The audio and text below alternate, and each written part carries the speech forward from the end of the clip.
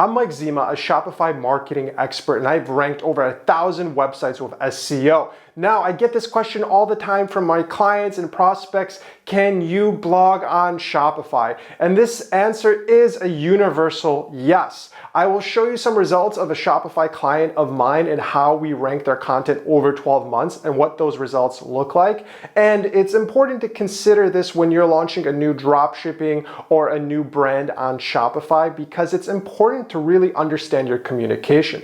In this video, I'm also going to show you some quick tips and tricks, because there's some good tricks that I've learned over the years of helping thousands of businesses in building your own content. Really, that's all it comes down to: communication. If you have the best communication and you're blogging about it on Shopify, you're presenting yourself as an expert. You're going to age your content over time and improve on Google. And you're going to get trust not only with Google, but with your customers as well. And content is the means to getting more free traffic from Google. It's just that simple, and I'm going to show you and break it down in this video, and you'll be an expert in no time at all.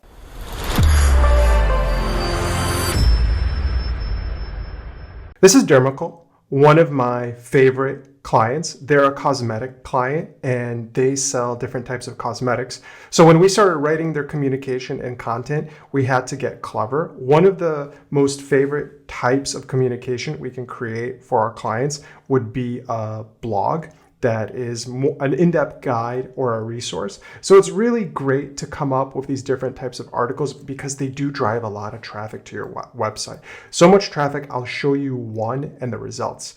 So early on in a cosmetic brand, what we do is identify the opportunities. Cosmetics is really difficult. So we looked into the upcoming trend of male makeup, and this was a very popular segment for us to target, and we helped our client capture the attention of Google search results. This same timely theory works for every kind of content. Whether you want to rank on Google search or YouTube, you have to create communications that capture. So we found the Drag Queen Makeup 101, and we went ahead and we created this piece of communication. You can see it's already ranking 1 on Google. Now I go into this article and it's a guide and it's step by step, and it goes in really deep into all the nitty-gritty points I want to drill home. It's really important to write a good piece of communication. You'll see a lot of people trying to create tons and tons of blogs. That doesn't work anymore. That was 10, 15 years ago when you would create a lot of communication and you would rank. Now it's about going deeper and getting really clear on the communication. And you can see the results here. So when we wrote the article over 12 months ago, you can see it's only getting couple clicks a day, right? And this is the most frustrating part about being a Shopify store. You just don't feel the results. But in reality, it's going to take at least 6 months for the results to catch up. So you'll get about 50 clicks a day. And then finally, when it's peaking, you can see we're getting about 155 clicks a day just from this one blog article. That's why it's important for you to write communication that has a good focus on what you want to write. So how do you write the content? Well, this is really tricky, but I'll show you some tips and tricks that I use to rank my content. If you want to write great content, you're going to need to do keyword research. I just showed you what we did for a client in the cosmetic industry. Now I'm just going to show you an example as a footwear business. So I'm a new Shopify footwear business, and I found this competitor. They're a Shopify competitor. They're doing great, and I want to beat them. I want to go deeper, and I want to compete. I know footwear is hard, but I'm going to have a great article that I'm going to write and research on my own, and I'm going to find holes in it. And this is going to be my step-by-step guide in doing the research yourself without getting lost in the analytics and the analysis. This is supposed to get you started with as little experience as possible. So you want to go to Google Ads and use their keyword planner. When you start using Google Ads, you're going to use this tool a lot more, so get familiar with it. I've been using it for over 15 years, and this is the fundamental SEO tool in your toolkit. A lot of SEOs forget about it, but it's still good. So now I have the URL of the website, and I'm just going to go ahead and then get the results.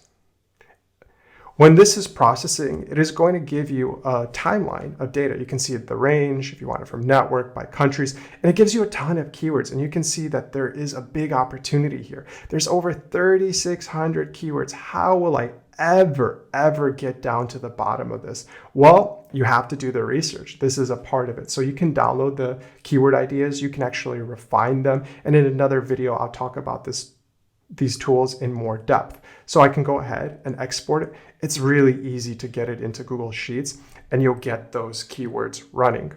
So after your results are exported from Google Keyword Planner, you're going to have to review these keywords manually. There's so many keywords here, it's going to give you a headache. However, there aren't very many shortcuts. It's always best to do this manually. I'm going to link down here to the Shopify SEO keyword research course that I made, and it's free of charge to check out how you can do comprehensive keyword research.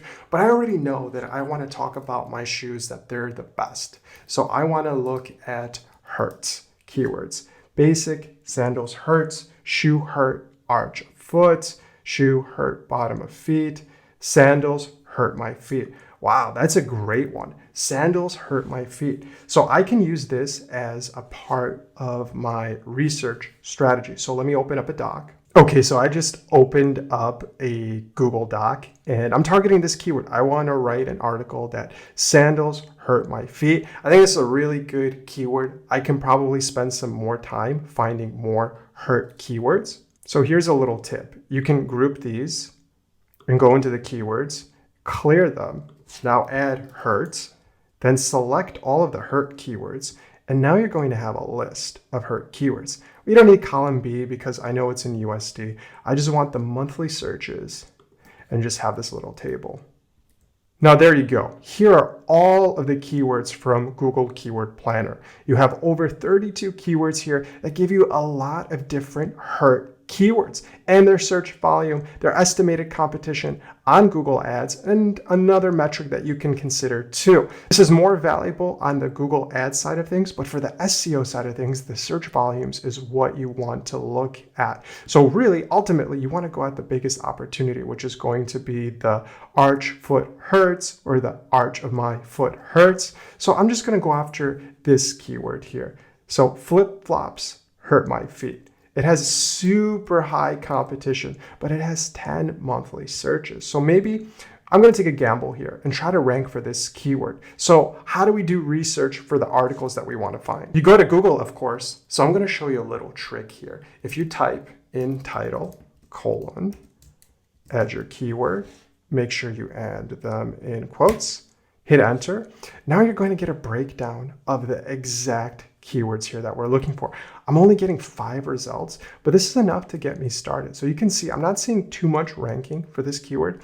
And these are the pages that are optimizing for it because I'm looking for those actual page optimizations, because later when I want to write those page optimizations, I'll get an idea. But I can go in here and I can just see this is just a message board and there isn't too much into it. So this is really signaling to me that there is a need for an article, because the first one should be a great article, but I'm not seeing an article here. Now I'm seeing something a little bit more insightful. It looks like it could be a drop shipper trying to sell this product. So it looks like there isn't a lot of competition. So this is how I identified a new niche and an article I want to write. So I want to take these websites and add them into my document. And I want to go ahead and start writing out the blog. So I'm going to need more keywords and I'm going to have to repeat this over and over and over till I can start structuring it. But ultimately, I want to write an article that focuses on this. And I researched a couple of opportunities, but there isn't enough there. So I know this article is going to rank. I know the opportunity is small. So I'm going to have to explore other content options